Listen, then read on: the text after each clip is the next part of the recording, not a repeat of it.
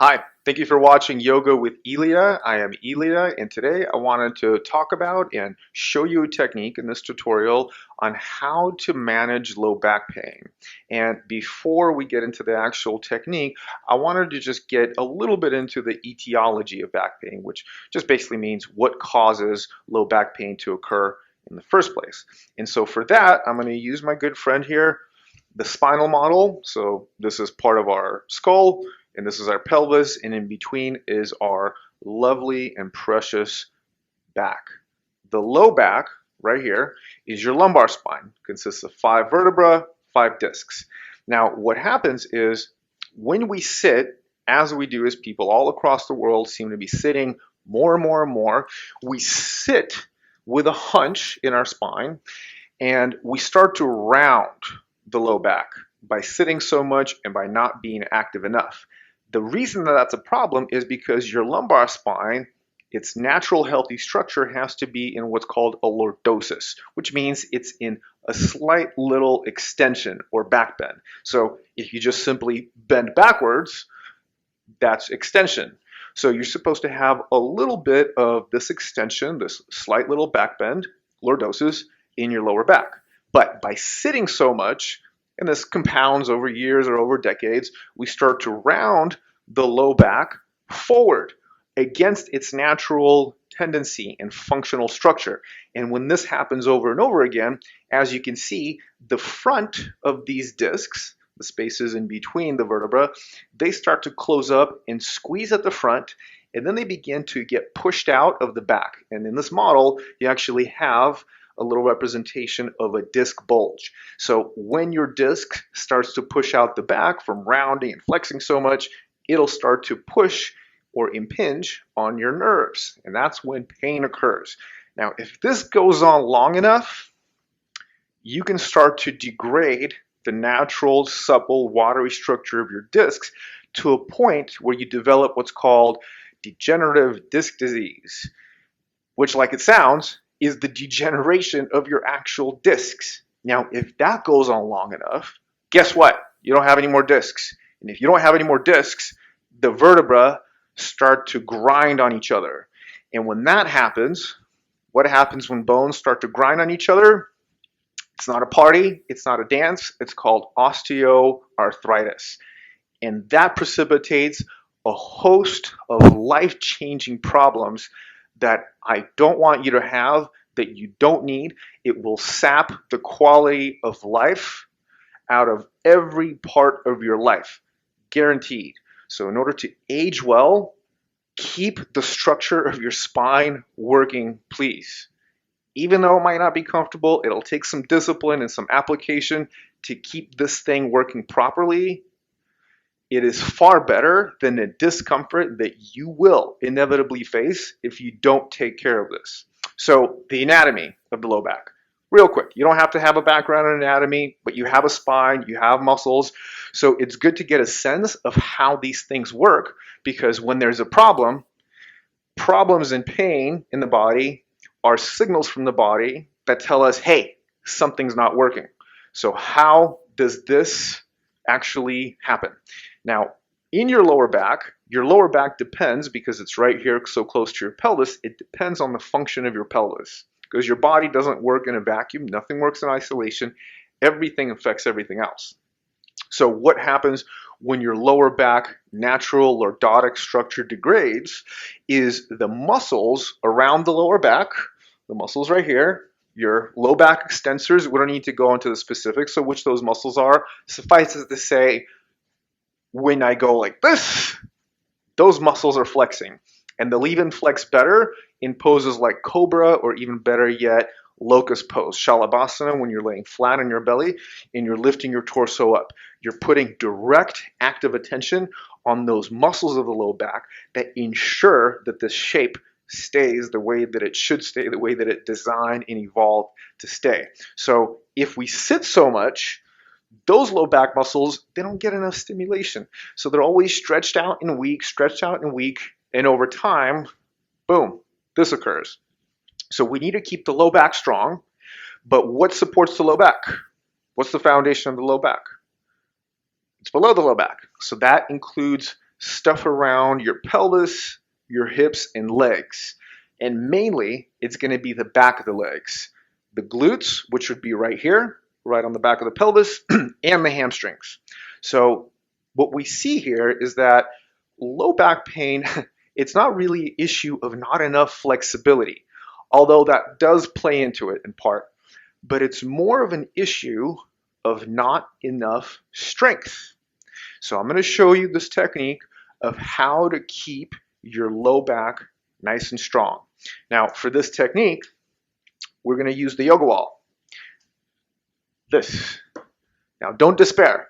If you don't have a yoga wall, stay tuned to the end of the video, and I'll show you a way that you can get yourself a yoga wall type of setup for a fraction of the cost of something like this. Okay, so when you have your yoga wall, you might have any number of straps, anything could work. So I'm going to use this standard strap that's designed by the Great Yoga Wall company, and it's around $80, $70, $80. I would definitely encourage investing in it because it gives you a padding that you don't have to mess with any messy blankets, and it'll really last forever. Mine is almost 10 years old, and it seems like it could go for another 50. So when you set this up, you're going to be attached. And again, if all of this is new to you, just wait till the end and I'll show you how you can get a unit set up, not like this, but a cheap, easy, and most of all, effective unit to make this work, because all you need is something to hang yourself up by. So having your belt, whatever belt you're using, this is the loop.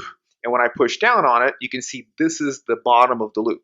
So you generally want the bottom of the loop to be around the mid-thigh level. Just make sure it's not higher than your mid-thigh. And if it is, you might just have to climb up a little bit higher to get into it. Again, it's not a danger issue. The only thing you want to make sure is that the belt doesn't come down to the knees. And you'll see why here in a moment. So I'm just going to adjust this belt, bring it up a little bit higher. So then you're going to step back against the wall with the belt right in front of the hips.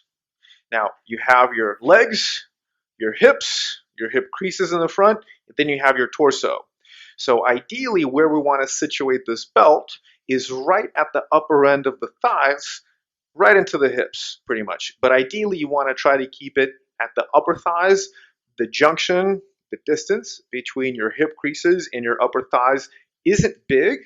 So just make sure you're mindful of exactly where you're placing the belt. So I come up against the wall, and if your belt's a little high, what you're going to do is lift your heels up, and then with my hands, I'm going to push the belt down and kind of spread it around my upper thighs. Now the key here is when you spread the belt this way, you want to bring the hands around to the sides of the legs and hips. Because if you start to lean your weight into the belt with your hands in the front, it's going to kind of like pinch your fingers in the front. And it does just as well of a job if you wrap the belt around, makes things a lot more efficient and happy. So I push the belt down. And this is the key. When you start to lean your body weight forward into the belt, it's important to just simply push down with the hands in order to make sure the belt doesn't slide up into the belly. So once you get into the pose, you want to make sure that the belt is anywhere but in your stomach. Do not let it touch your belly. And if it's touching, it's just going to be the top little edge and sliver of your belt or the blanket that you're using with the belt. So I push down, I lift my heels up, and as I'm pushing while I'm leaning, I'm pushing the belt down towards the floor to make sure it doesn't slide up into my abdomen. And once I'm about halfway in, I can let go of the belt, bring my hands down, I drop my head, look at the wall, and then I'm simply just going to step both feet onto the wall. Now, the key here is that your ankles and heels are not as high from the ground as your hips, as you can tell is the case right now. The reason for that is if you actually allow your legs to come up and be parallel to the floor, that creates a lot of danger and you'll be likely to slip out. So if you just set your feet and heels a little bit closer to the ground than how far your hips are from the ground, you're going to be safe. About your feet and your hips, you want to look at your toes and your feet. First of all, there's three things to make sure of. That your feet are split evenly from the part of the wall where your plumb line is in line with. So from the center of the wall, from the center of my board here, I want to make sure that the left and right foot are equidistant from that line. Next thing, the tips of your toes you want to make sure are equidistant from the ground, so that one foot isn't closer to the mat than the other. And the last thing, you want to make sure that the center of your foot, which is really demarcated by your second and third toe, that is aiming straight down at the floor, which, depending on the shape of your foot, might require what looks like a slight little pigeon toe. So I want to make sure that the rotation in the feet is identical. The orientation of the feet is identical. In other words, one foot can't be externally rotated while the other foot is neutral. Okay? But both feet should be neutral. Then you're going to place your hands on the hips, pull your elbows back behind you, and then as you inhale, you're just going to start to lift up. Now, when you do this, it's important not to lift up hunched over like this. You want to extend your chest far from the wall. So as you inhale, I extend my chest forward and up. Once I get to the very peak of my lift, I exhale, come back down. Inhale up. Exhale down. Keep your legs strong.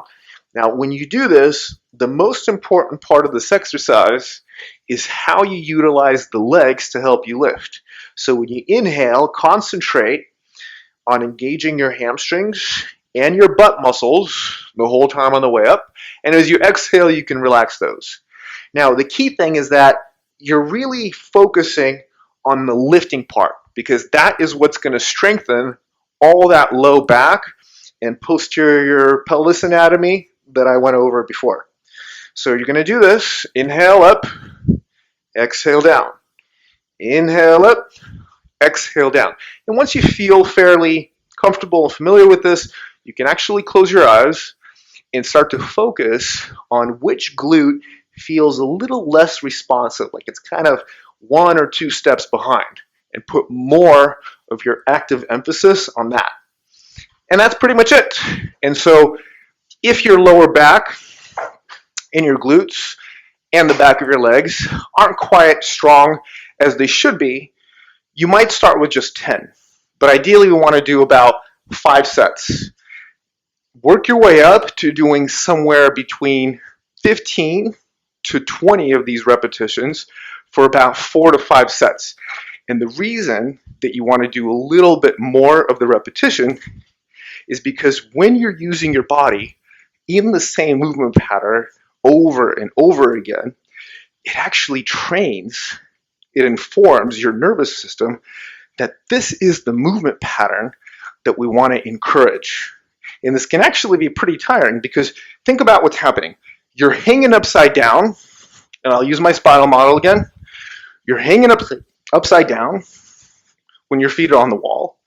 So the beautiful thing there is now the weight of your torso being suspended at the hips is decompressing the low back.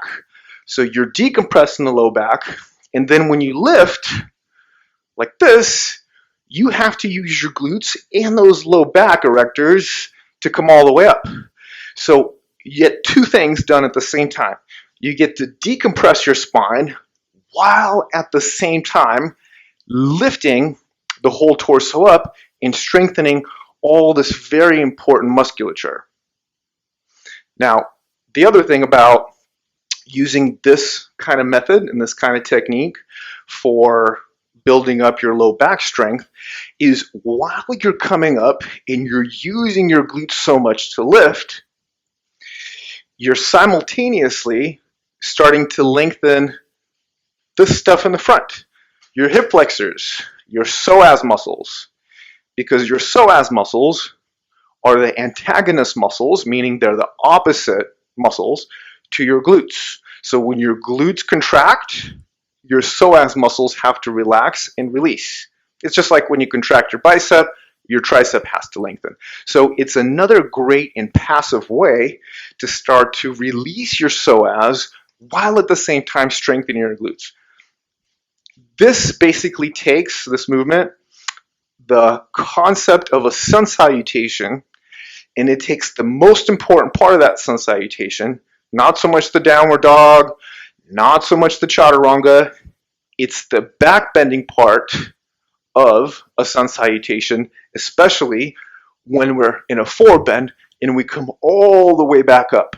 So we're replicating that, except we're replicating it better because when you're in a sun salutation and you stand up, your legs are vertical. But here we position the legs pretty much horizontally. So we start, like I was showing previously, with the spine unloaded, and then while keeping it unloaded, we get to reinforce it.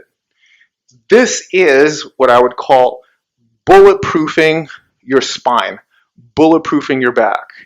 Now, like I said, if you can't get to 15 repetitions for 4 to 5 sets of doing this, start with 10, but build yourself up to where you might even be able to do 20, 25, or even 30. If you're doing something correctly, if your intelligence in a movement pattern is on point, it is not a problem to do a lot of it. If your body can tolerate it, it only makes it better and stronger. So that's it. And then now I wanted to show you how you can actually create this in your home. All right, so that is the bulletproofing of the lower back technique. Keep that with you in your life. As I was saying, work your way up to building up strength through the required amount of repetitions and sets. And I would say do this at a minimum of twice a week. But there is wisdom to daily maintenance. This is really the heart of yoga, as we know. It's discipline and consistency. Consistency, compliance, as it's called in the medical world, is the only thing that reaps good results. Now, how can you make this possible for you? Is with this. So this is just a simple eye bolt or an eye hook. It's just a bolt with threads and a loop on the end of it, a nice steel loop. And all you need for this is to screw it into a stud. Now, standard stud widths are something like 16 to 18 inches apart. So realistically, you need about 16 to 18 inches of free wall space to set yourself up with this. A stud finder will work. If you know how to locate your stud by using the knocking technique, I would suggest using a stud finder because it'll allow you to actually pinpoint and drill this in right to the center of the stud so that you don't risk drilling into the side of the stud and have it get ruined or worse yet, compromise your own safety. So if you don't have any basic carpentry skills, not to worry, chances are there's somebody out there that you know that does have them and that does have these skills, or you can even hire somebody. And again, for an actual carpenter, this is about, I would say, a 2-minute job. In and out, and you're done. So what do you hang on this is one of these. So this is a belt. This is a belt loop. It's a tie down, technically. It's not yoga wall equipment. But the better thing about it is that it's actual equipment that is industry grade, industrial strength belt that is designed to, I think, support something like 1,500 pounds. So we're very safe with it. So all you need is one hook. You hook this belt in, and you got yourself a yoga wall. These are about $16 a piece. They're from customtiedowns.com. I will post the link to this exact part number and belt in the description. So please do yourself a favor. Make sure that you get this into your life. Not only that, but you can actually share this with your loved ones, your friends and family, and we can actually start to affect the greater world out there with just this one simple technique. We think about how much life quality we can get back or ensure just by taking care of our body and especially our lower back. So that is it, folks. Thank you so much for watching. Let me know how you felt about it, how it goes for you in the comments, and subscribe if you like. Stay tuned for more awesome content, and thank you for watching.